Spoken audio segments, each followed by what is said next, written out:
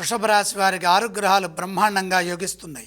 సప్తమ చంద్రుడు, లాభంలో కుజశనులు, 2లో గురువు, 1లో శుక్రుడు, దశమ రాజ్య కేంద్ర స్థిత రాహు. రాజ్య రాహువు బ్రహ్మాండమైన ఫలితాన్ని ఇస్తారు.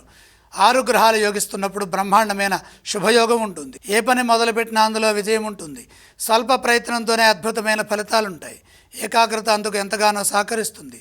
లక్ష్యాలను ముందుగానే అంచనా వేసి వాటిని సొంతం చేసుకోండి. బంగారు భవిష్యత్తు ఉంటుంది.